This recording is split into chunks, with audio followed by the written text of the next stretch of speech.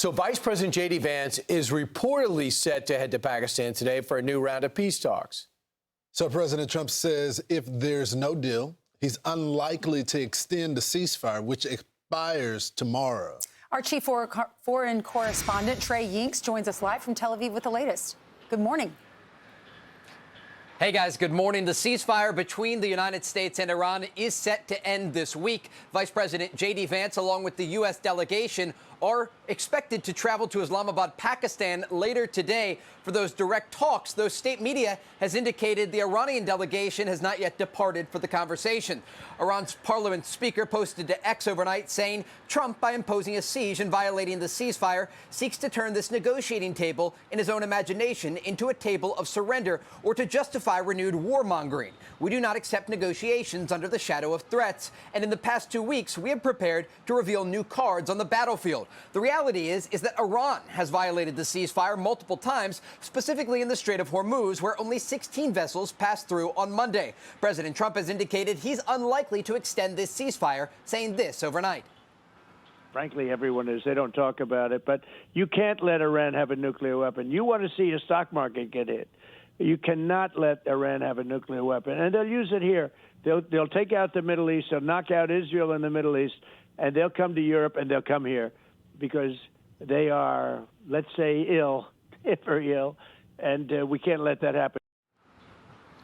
The president also posted a number of times to Truth Social saying, in part, Israel never talked me into the war with Iran. The results of October 7th added to my lifelong opinion that Iran can never have a nuclear weapon. The Israelis agree with that position and have indicated they are prepared if the war resumes. Israeli Prime Minister Benjamin Netanyahu saying this at a Memorial Day ceremony late Monday. Our flag is planted from the depths of the Gaza Strip to the crown of Mount Hermon, and our pilots control the skies of the region as definitive proof of our superiority over the Iranian axis. We have not yet finished the work, but the world is already recognizing our determination to defend ourselves, and not only ourselves, but to defend humanity from barbaric fanaticism. The question now is if the Iranian delegation will show up to the negotiating table and make a good faith deal. Guys?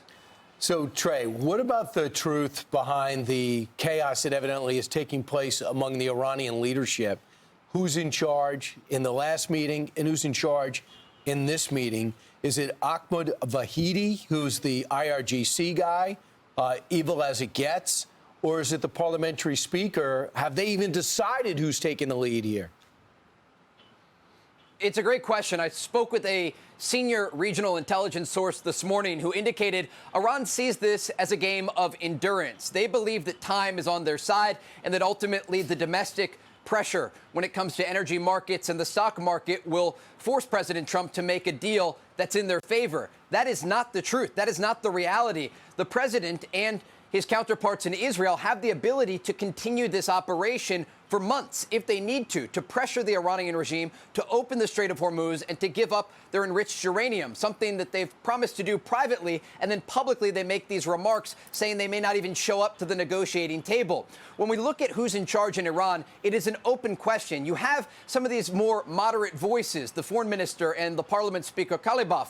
But these are all voices who are on the same side of the Iranian regime, just in a different way. And while they say different things publicly, behind the scenes, they are of the same mindset of these IRGC commanders. They think they can outlast the United States of America. And so if they come to the negotiating table, the question will be if they are willing to make these concessions. But I'm told by sources in the region, there are still a variety of options on the table as it relates to the Strait of Hormuz and some of these critical islands off the coast of Iran, whether it be Karg Island or Kish Island or Larak, these other islands that the Iranians have used to choke off the strait in the past. And the president has been very clear he is not going to allow the Iranians to remain in control of the Strait of Hormuz. This critical waterway must be open, and the Iranians must understand they will never have a nuclear program.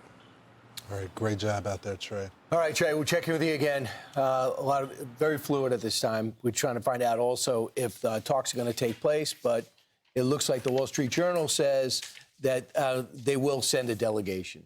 Okay, good news, because I know we're sending ours. Our vice president is going over reportedly, and Jared Kushner and Steve Wickoff.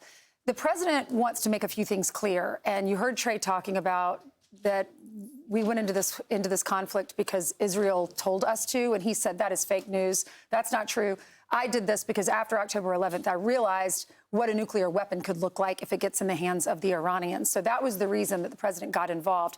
He also is pushing back on Democrats that are saying that he's under pressure to do a deal. He wrote this is a portion of what he wrote on Truth Social.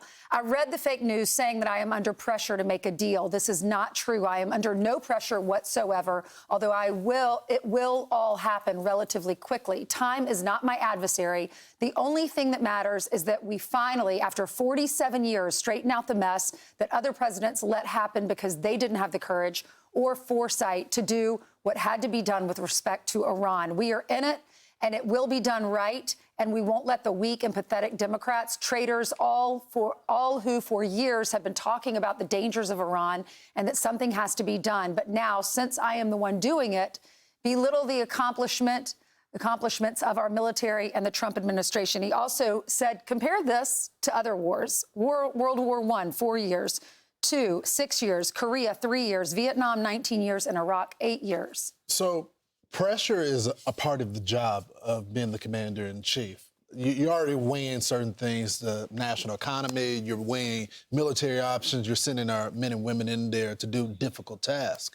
But I think what the president is frustrated with is the media's response to the war, Democrats' response to the war, the appearance. They may dismiss us and say they're not, but the appearance that they're rooting against the country, rooting against the military and the president during this conflict. I mean, they are giving us Iranian talking points on the day-to-day basis. I mean, they'll put an American quote up there, what our military, what our president is saying, and they'll put what the Iranians are saying, and we know they're liars. And we know that they're going against, they've been the number one threat of our country for decades now. So I think that's what he's frustrated with. As I continue to make the point on this couch, the energy prices point, and I'm not saying you can't criticize it and say, hey, there are American people that are suffering, but just know, as the Iranians, as Trey has said in his report, that's the Iranians' goal, to drive the price of the energy price so high that the American president will be forced to leave this conflict. Barely moved yesterday. Yeah. Only $4 or $5. It's still around 90, 92.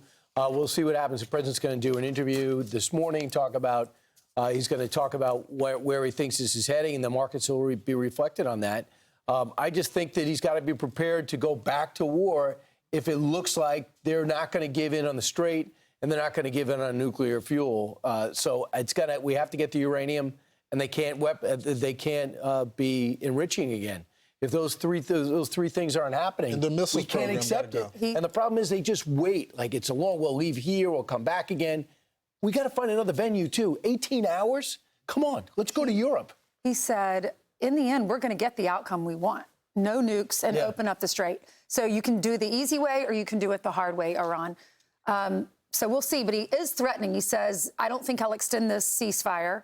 And he says, and if there's no deal, then we'll just go after their bridges and their power plants. Well, the problem with the deal right now is you have the Iranians that are in complete disarray right now. I mean, you can't even negotiate with them if they can't get their act together. It looks like the government and the IRGC, which is the people that have all the weapons, can't get on the same page. The IRGC said, well, look, we want to go back to the battlefield. We want to fight. Their army just released a statement through Al Jazeera saying that one of their tankers made it through. Now, we don't know if it's true or not, made it through international waters. So they're still provoking the United States military right now in the middle of a ceasefire. 27 ships have been turned around. They boarded one of them. And now it's very interesting. Some dual-use material from China is there. And they're realizing there's another venue for China to be delivering all types of weaponry. China picks up the phone and tells Saudi Arabia to open up the Strait. What are you talking about? Are they that confused? Saudi Arabia would love to open up the Strait, but that's not right there. It's not on their border. So they have to redirect their oil through the Red Sea. Be sure to like and subscribe for all the Fox News latest on YouTube and catch full shows streaming now on Fox One.